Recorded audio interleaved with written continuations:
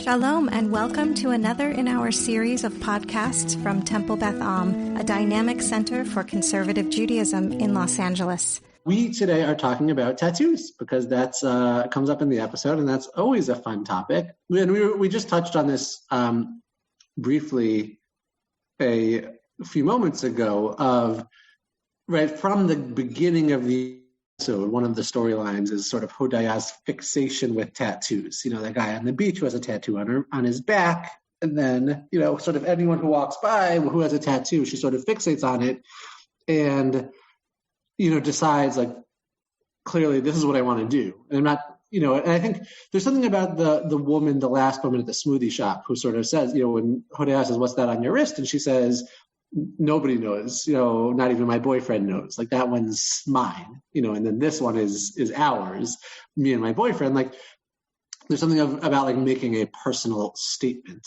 that a tattoo seems to symbolize for her. And there's a sense of finality, I think, for her as well. There's a sense of like, I'm doing this. I'm all bought in. Like, I'm committed to this way of life because, again, you can get rid of tattoos, but it's much more of a permanent decision than eating shrimp like Asaf is doing. And so it's sort of an interesting way of seeing the differing rebellions of Hodaya and Asaf against their upbringings, that Asaf is, you know, kind of doing his thing, living his Tel Avivian life, but like a tattoo is still kind of shocking to him, versus Hodaya, who really, like, she wants to show, like, I'm in to this lifestyle, and the tattoo sort of symbolizes that, signifies that. So we wanted to talk about tattoos a little bit, you know, if and sort of, I mean, the halachic ramifications of tattoos and so forth. So that's what we'll be talking about today, and, you know, halachic, but also just kind of hashkafic, how it plays out, and what people with tattoos, you know, do if they decide they do want to come back into the fold. Rashad, do you have anything you want to add on that? No, that was great. Okay. I will just add, not to that, but just in general, that very often when you talk about tattoos, you also end up talking about piercings. And before I went into rabbinical school, I had always wanted to get my cartilage pierced, which is the top part of your ear. And if you look very closely, you can see I did it. So, and I knew that it was not going to be something that my parents were particularly excited about. So I knew that it was something that I was going to decide to do on my own and then tell them about it afterwards. And I also knew that I was about to start rabbinical school. And so I looked up laws upon laws upon laws about piercing, which often came at the same point as talking about tattoos. And the one tshuva that is written about by, actually, those of you who are on from Temple Beth Am, Rabbi Ari Lucas's dad wrote the tshuva on tattoos and piercing. And it basically says that tattoos are not permissible, but all the things that people ask questions about, like being buried in a Jewish cemetery and all, you know, can you get married with a tattoo? I've also been asked. And all of those things are, yes, you can, but it is still prohibited to get a tattoo voluntarily, which we can get into in a few moments. But in that same tshuva, you hear about piercing. And so I just wanted to point out that we can talk about piercing if you like, though I might be throwing Rabbi Pernick under the bus because I'm not sure that he prepared that. But in the conservative movement, when you look those two things up, they come hand in hand because they're both ways of somehow disturbing, not necessarily in a bad way, but disturbing your body in such a way that is making it different than the way that it came out of the womb. So any kind of piercing or any kind of marking on your body is seen as a differentiation from what your body is, quote, supposed to be because you were born with a certain body. However, I will just point out that at least in the conservative movement, and I would assume across the movements, that there are also different kinds of piercings. So different types of piercings that can be put in different parts of your body are considered better or more aesthetically pleasing or under the category of still B'Tselem Elohim when you are getting them done as opposed to other parts of your body. So I just want to point that out. We don't have to talk about it. We can talk about it if you would like, but I was preempting the question about piercing, knowing that for some of you, they go hand in hand. Plastic surgery, it's a great question. I'm not sure I actually know the answer. Maybe Rabbi Pernick does, and I could guess, but maybe Rabbi Pernick has an answer. I'm here to guess. Oh, that's so nice. How about you take a guess? No, I actually had someone asked about, not a congregant, asked about like a nose job and like what's the story with it. Oh, that's right. So I looked into it a little bit, and there's not really any halakha. So it's one of these areas where the conversation among rabbinic sources, A, is more recent, and B, right, like there's a difference between plastic surgery for reparative reasons, meaning, there's something to, you were in some way disfigured and you're trying to make that better versus... This is a car accident, things like that, versus, doing it not because anything is wrong with you, but, or because you were disfigured in some way, but just because you want something to...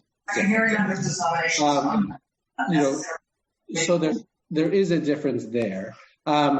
Basically, again, it's actually less in the halachic literature and more in the sort of, I would say, hashkafic literature of like hashkafa being, right, like not halacha, not like law, but more of like, God made you this way, and so what are you saying if you're like trying to change what God made you, which is again similar to the tattoo thing, though it's different because there is an explicit verse in the Torah that talks about, tattoos.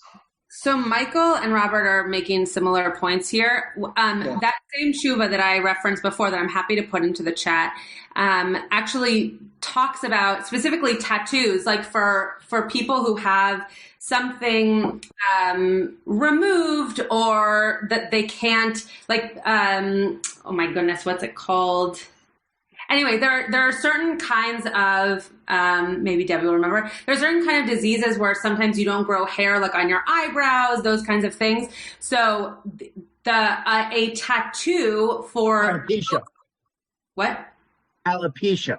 Thank you. Yes. My brother has it. I'm aware. Coming to mind. That those tattoos, according to this tshuva, and again, as Rabbi Pernick said, this isn't halacha, this is more just kind of societal norm and culture around what we would now expect, that the rabbis actually say that's something that not only is it permitted, but if it's going to make you feel better about your body based on something that either didn't grow on your body or something that you had to have surgery and so now you're trying to create something over a scar, that might be seen as less of a tattoo and more of a beautification for your own mental health or emotional health, right? It could be either.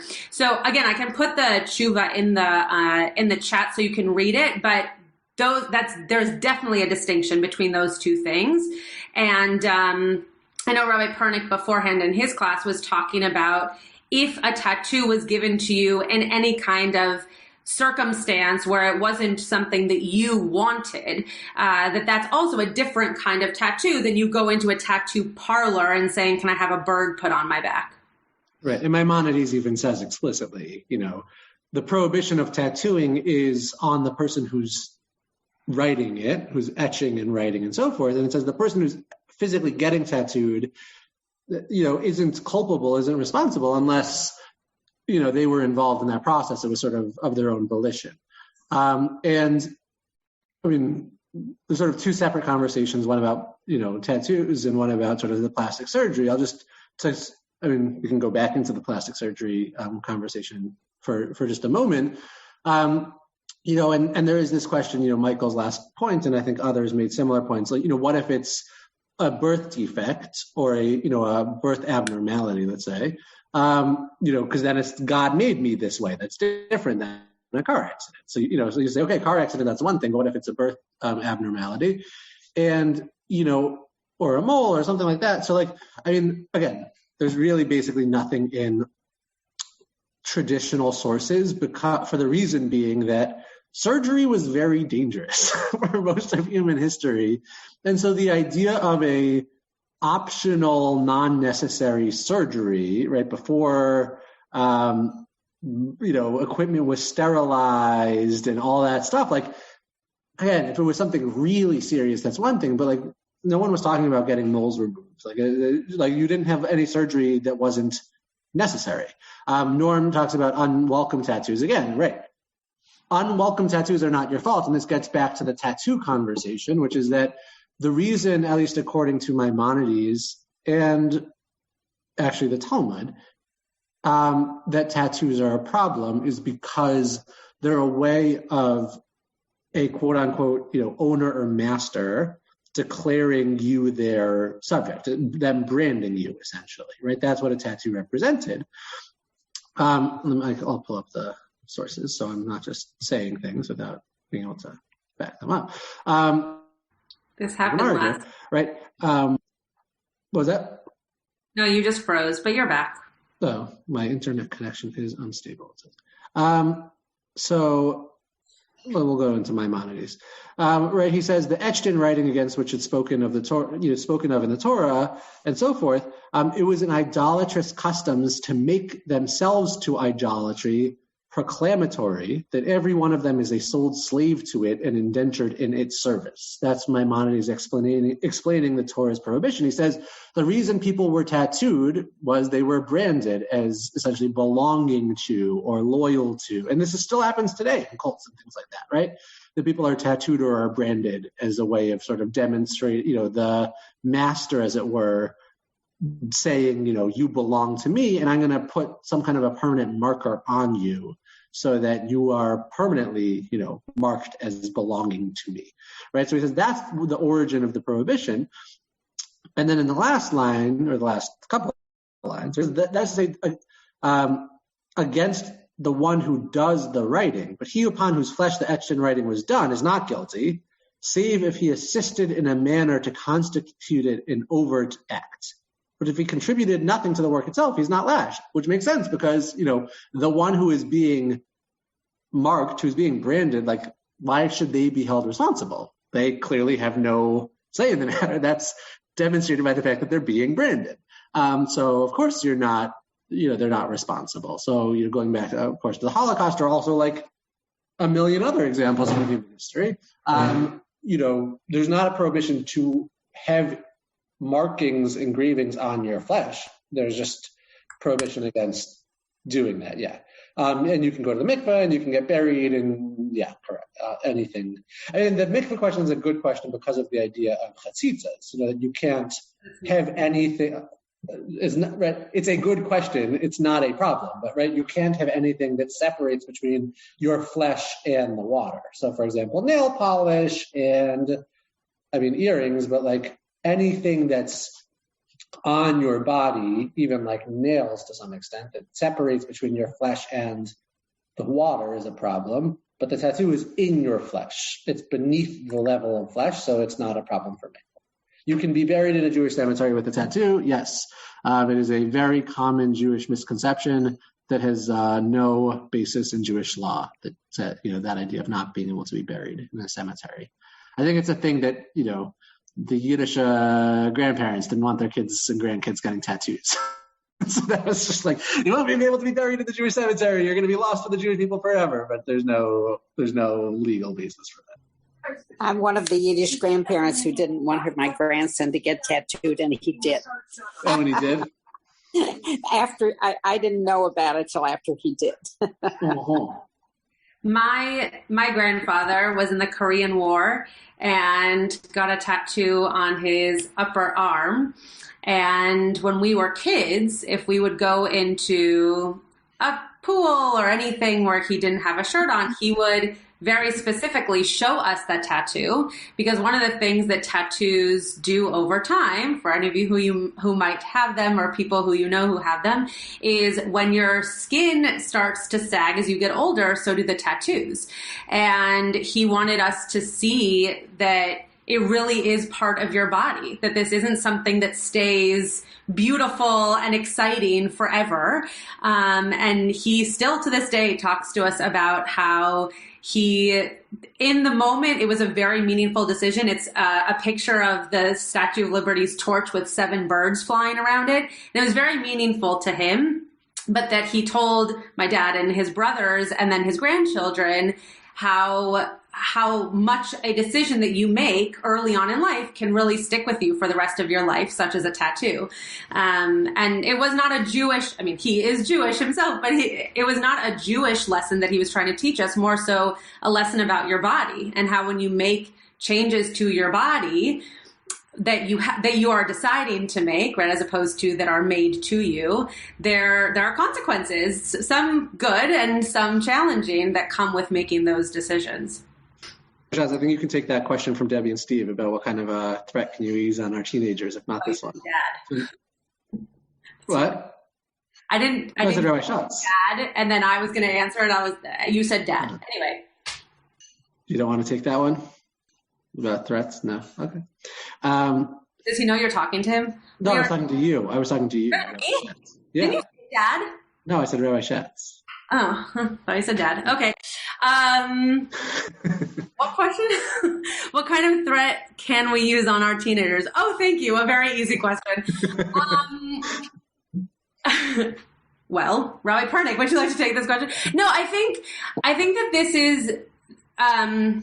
is one of those ways in which potentially the idea of the whole cemetery thing came about, right? That there are ways in which we try to teach our children that there are consequences, and those consequences can be really fun right now, but not be such a great thing in the future.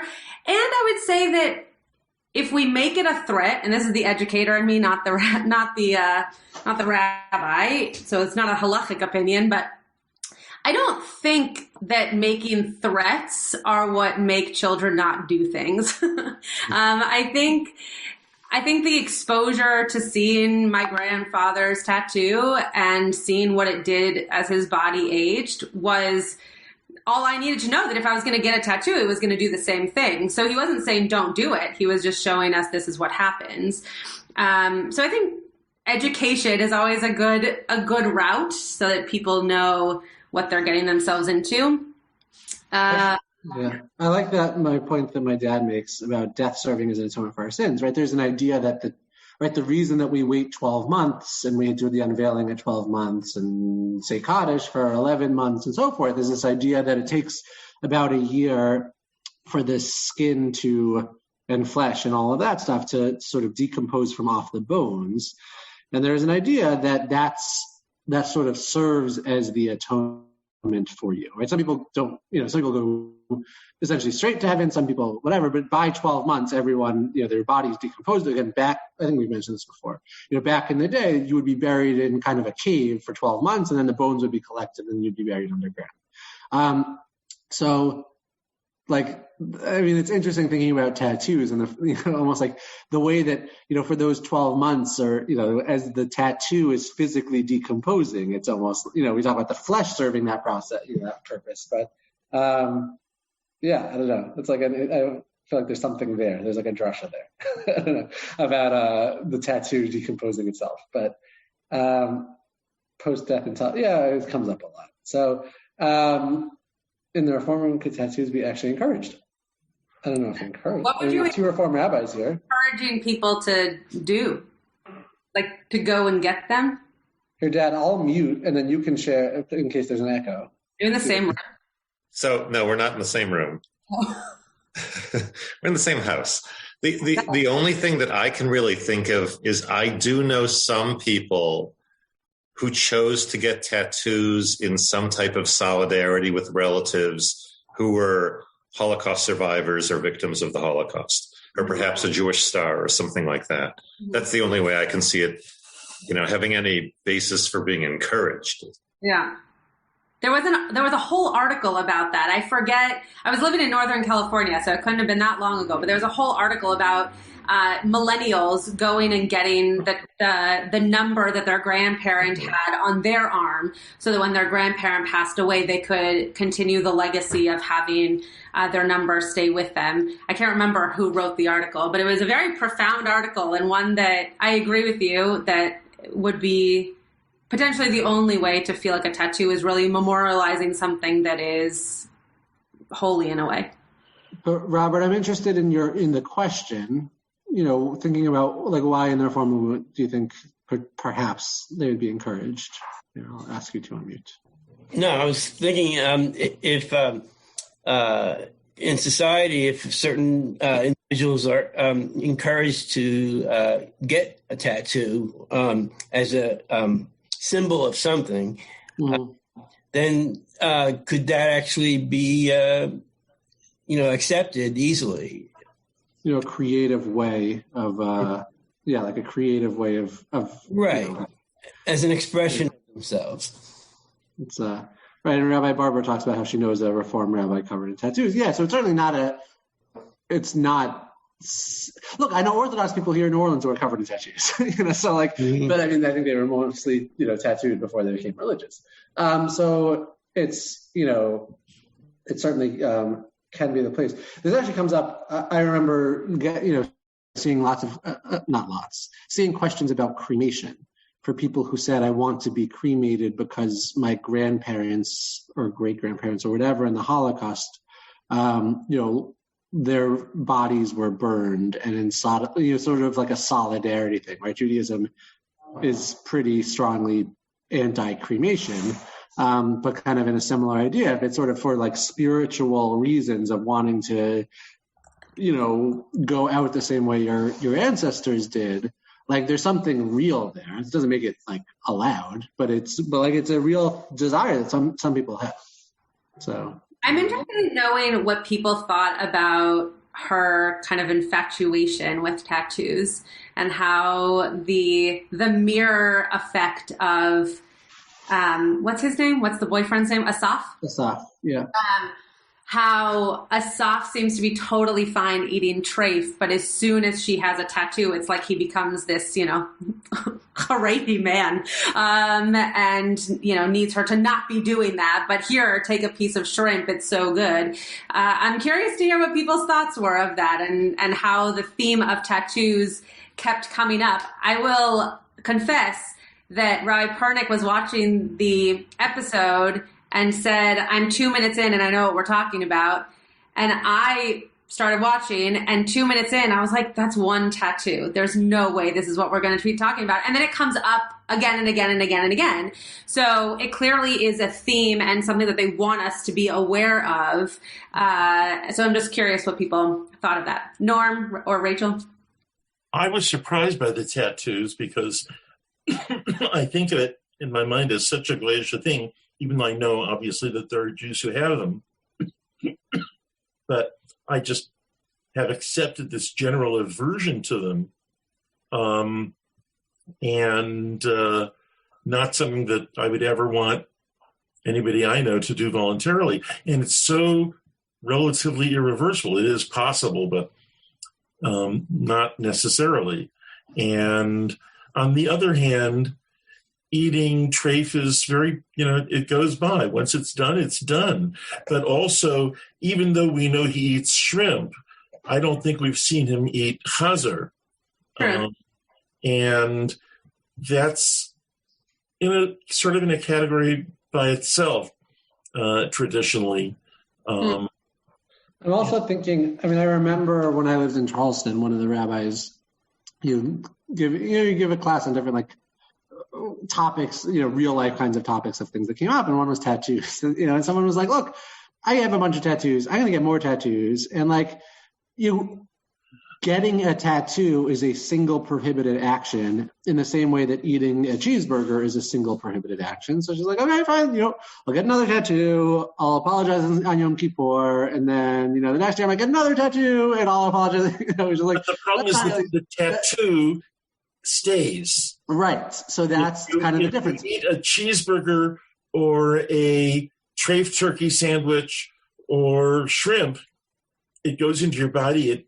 Part of it probably comes out of your body, but you're not looking at it. It's not there for all the world to see on an ongoing basis for the rest of your life. Right. And that's my point, is that halakhically, they're both single actions, but one of them is a single action that now is marked on you. Look, you only did one action. It's not like there's a prohibition to walk around with tattoos. It's a prohibition to tattoo your flesh. So now you've done it once, it's you did a violation, just like if you ate a cheeseburger.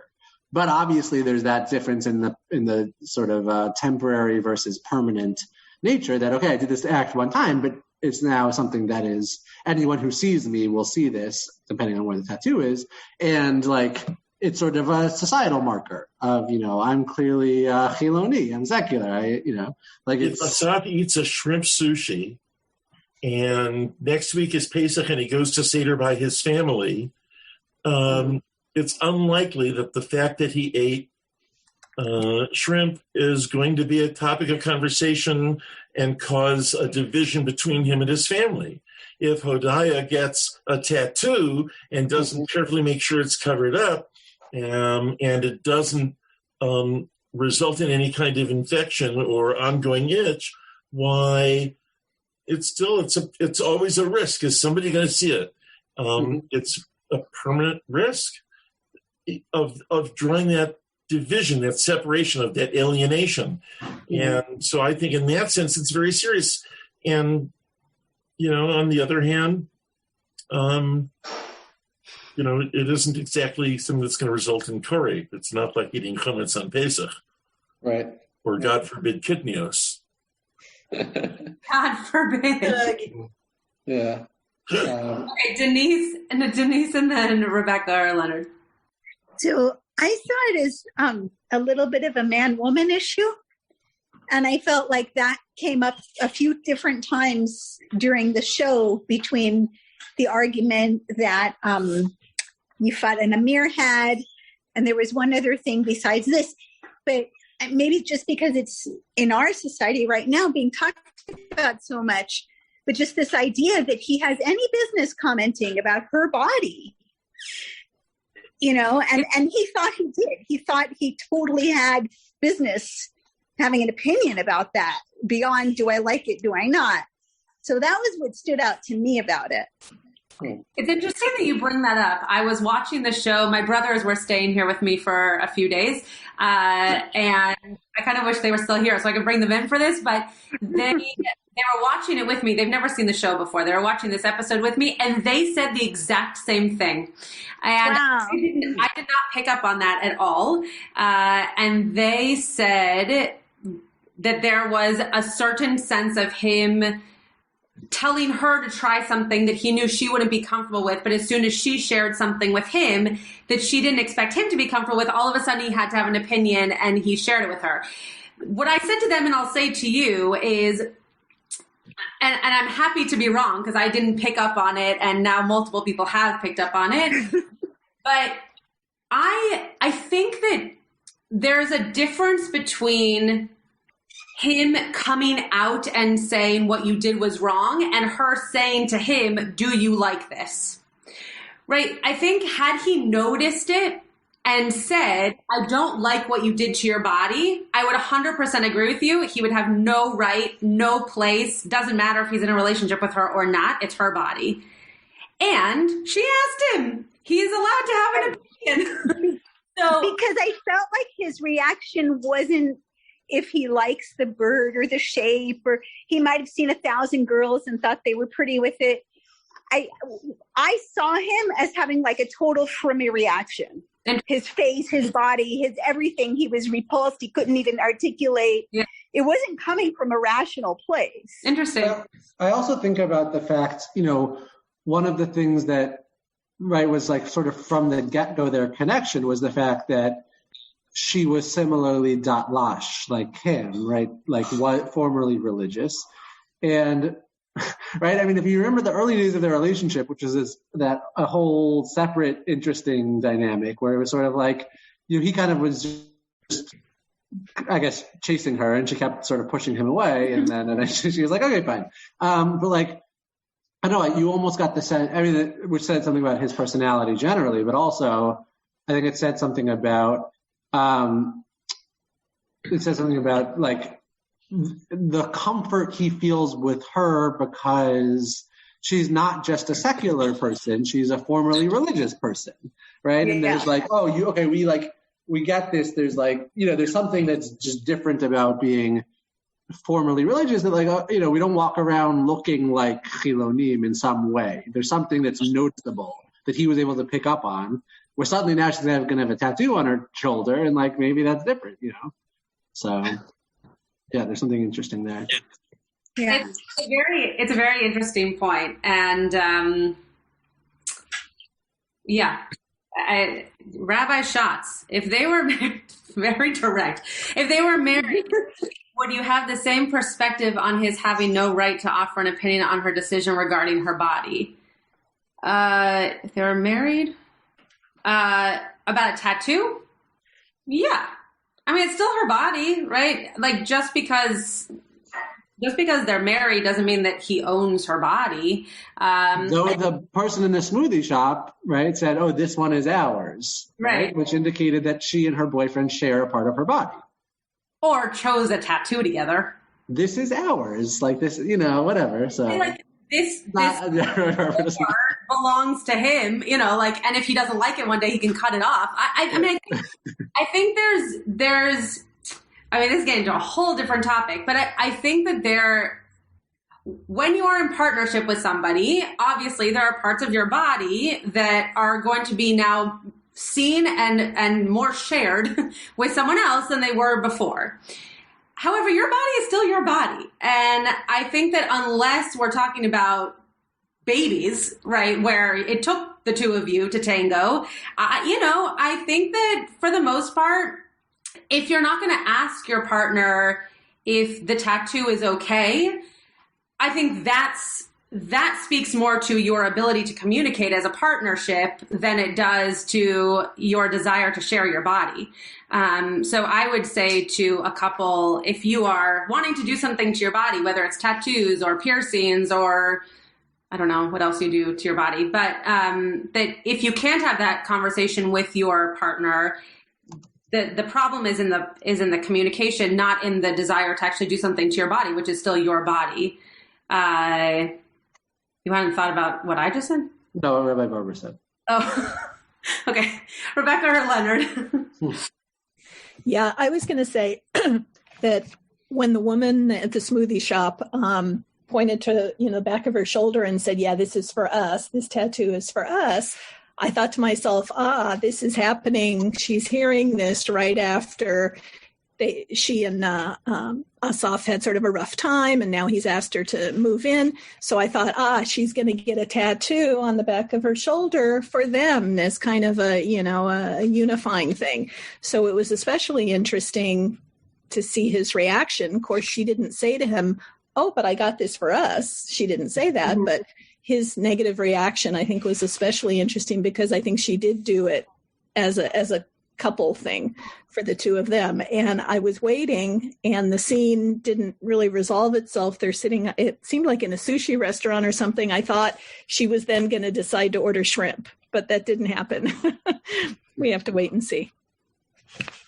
Rebecca, you are so good at connecting moments throughout an episode. It's always very, very impressive to me.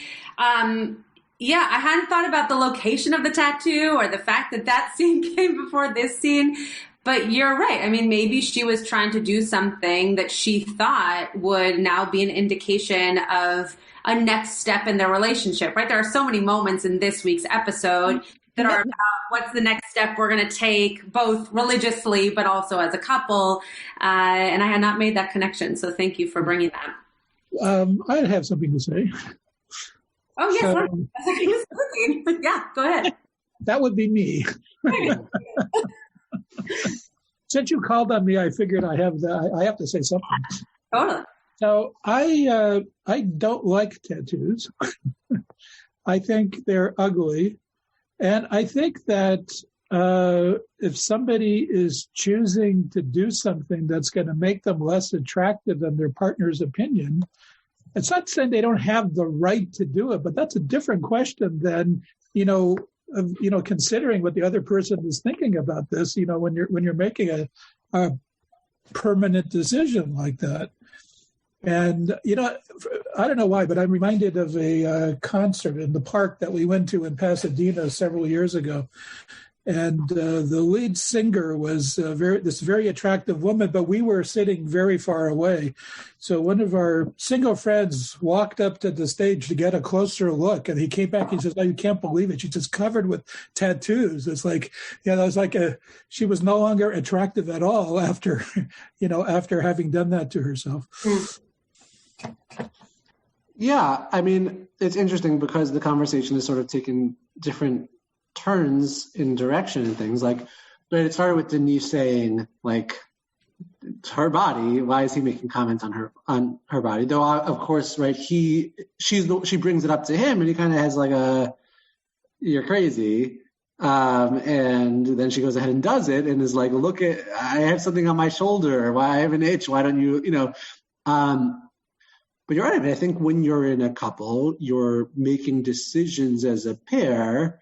Especially, you're trying to make yourself attractive for your partner, right? As Leonard is saying. So, like, if you know that this is something that your partner does not find attractive and perhaps even finds repulsive, like, that does seem problematic, as Leonard touches on. Like, this seems to be something that's, like, he's not into, and yet she goes ahead and is like, well, I'm doing this. And like, it's sort of like, wait, I thought we were making decisions as a team. Of course, they weren't making decisions as a team because he started getting an apartment by himself and then saying, hey, I was going to ask you to move in with me. So like it goes kind of both ways.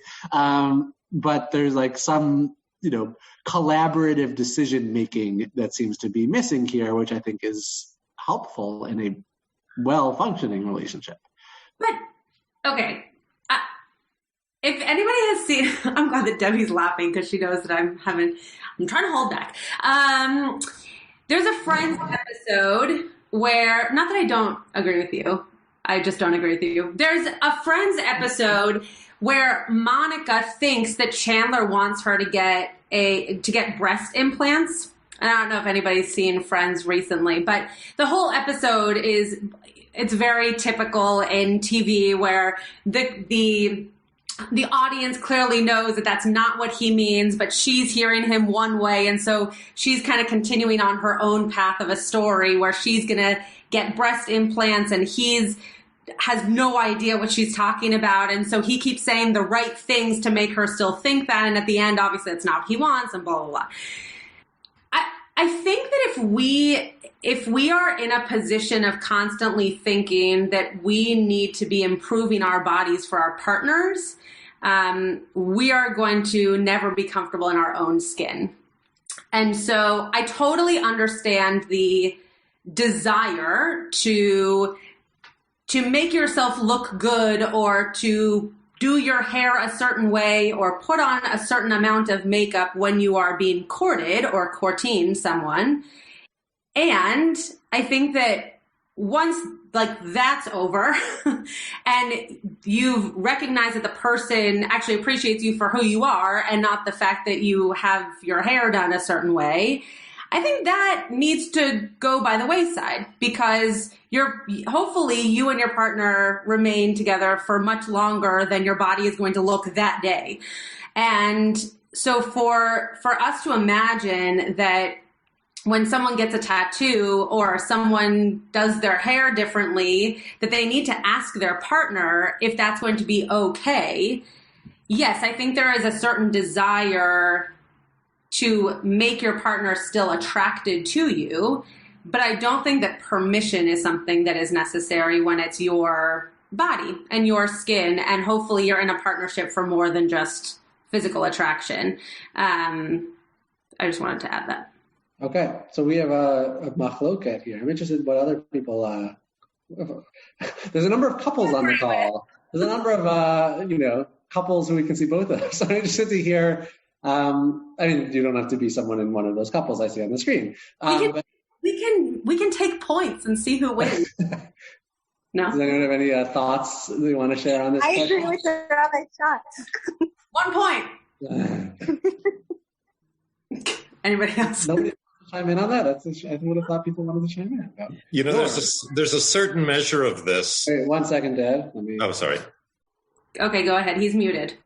Say whatever you want, quickly. Oh, me? Okay. Yeah. I think there's a certain measure of this, which is The Pernick household has frozen. I'm not. Okay. Well, Norm, would you like to go while the Pernicks are working there? We'll wait for them to defrost. I think that in any couple, there are some things about personal appearance that they naturally consult each other on. Something as simple as, should I wear this outfit or that outfit? Right. Does this yarmulke go with that shirt? Or, is this an appropriate thing to wear for this occasion? Yeah. And occasionally when shopping to buy, certainly anybody who gets their hair done likes to have it noticed by their partner. Mm-hmm. I think it's natural that people have opinions and that they express their opinions to those who are close to them, hopefully in a tactful way when it's negative. But sometimes a negative reaction can discourage somebody from doing something they haven't done yet. In this case, she went and got this, and then she asked him, does he like it? And she was upset that he didn't like it. And I thought, God, I like the fact he doesn't like it. And that, is that a function and part of his frum background? It may well be. I think to add to that point, which I think is agreeing more with Rabbi Pernick, which is totally fine. I think that one of the pieces to that is that if you are going to ask your partner, you need to be okay with the fact that they might say no. And she seems to be disappointed. Which again, then ask him first, right? Or ask her first. There's no reason to ask if you're going to be disappointed in the answer. If you're going to get your hair cut and come back and your partner doesn't like that your hair is shorter than when you left the house that morning, it's going to grow back and everything's going to be fine. And they might say they don't enjoy it, but it'll be okay. But I think you're making a great point that she asked him, he responded, but then her reaction was also one that needed some work because she asked and she got the response that he was honestly giving her. And that was his right because he was asked the question. Rabbi Pernick, do you want to finish your thought? The whole household froze, which was very funny for us for a few moments. Yes. But do you want to finish your thought? Rabbi Dan Pernick? Sorry, to be clear. I think we're good for right now. It's okay. Okay. Probably moved on.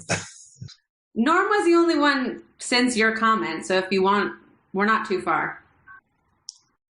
I think I agree with you that when one is in a relationship, when one is in a committed relationship, there's a measure of shali, shalach, shalach, shali. What's mine is yours, what's yours is mine. That's part of the idea of being in that relationship. And I think that when Hodaya is doing that, she's doing that kind of as a gift. She's expecting that he's going to approve. She did it for him. Isn't this wonderful? But as you said, he's like, well, no. So he certainly has the right. But that's part of what I always talk about in relationships. When you enter freely into a relationship, you're kind of giving up some of your independence and some of your freedom. Sure. And, there's a certain, I guess it depends on the nature of the relationship, but there's a certain measure of just saying, because I value this relationship, I will, I'm not going to, dye my hair orange or something because I think my partner, some people may like that, but, a lot of others are going to go, oh my gosh, I can't be seen with you. We do it out of a certain level of respect. Now, of course, the tattoo is hidden. So most people are not going to see that particular tattoo. Mm-hmm. But yeah, one of the things that I do when I work with couples for their wedding is the first exercise I do is I ask the partner number one to tell partner number two's story. So from birth to the moment that we are in and vice versa. And the little spiel that I give before that is part of being in this relationship is that you are going to own part of one another's stories. Your kids are not going to come to you and say, hey, daddy, can you tell me about your side of the family? They're going to come with questions about the two of you together as partnership. So part of that ownership is such an icky word, but like part of claiming each other's stories is also, again, when you're doing things that are going to affect that which you share with another person, you have to think about what that might do for the other person and how they might react if you're going to ask them for a reaction. Yes, Sue. What I was going to say about the tattoo and it being so permanent, that's something they definitely should have talked about, before. And to go have, the bird, I mean, it'd be one thing if she would have had his name or something like that. That might have shown like partnership or whatever that she was trying to do. But to have a bird, that just had nothing, Yeah, it's a great point. That it wasn't as personalized or anything. That's what she wanted it to be. Yeah. I see on my screen it says Denise has her hand up. Is that accurate? Yeah, I would just call it, Oh, okay, great. So, so I missed actually the part where she asked him about it, his opinion. I totally just missed that. With that said, I don't feel like there's a whole lot of precedent in their relationship for making group decisions or for talking out with each other how they feel. She shares stuff with him and he like rolls his eyes, pats her on the head, gives her a kiss. Let's go have sex. You're stupid. And when he has stuff going on, he just acts on it. And she's lucky if he tells her. And so, I don't think she's necessarily earned a spot in her decision-making because he's not functioning that way on his side. And I also felt like maybe the bird is a little premonition that she's going to fly away. Also because even on her birthday, she called the other guy. She called Aubrey. She didn't want to be with, she wanted to be with Aubrey. So that's just my soap opera mind. I like it. Yeah, that was great. And Karen also wrote that she's as free as a bird. So maybe that's the message. Yeah, it's a really good point. They're not great at communicating, right? They're not a partnership that does a very good job of talking to one another. They kind of do their own things and then they like being together when they're together. But they clearly do not have good communication skills to assume that those conversations would have been had ahead of time. Any other thoughts? Okay. So this is yes, Robert. Yeah, I was thinking, if we look at Amir and what's her name? Yifat? Yeah, their relationship, even though it doesn't involve tattoos, the way they're handling their trust in each other, their group dynamic, and then you go back to Hodaya and Asaf, it's not that far removed because even Amir and Yifat have, they seem very close, but yet Amir is in his own little world still. And how do they make decisions together? Is Amir very... so it's a typical problem that couples have, I think, in the early stages of either a relationship or being married. Yeah, there are a lot of similarities across these relationships for sure. We're going to close in just 1 second. This would be the moment where if we were in a classroom, I would turn to ask Rabbi Pernick something not in front of everybody, but I'm going to ask him in front of everybody because I have no other choice.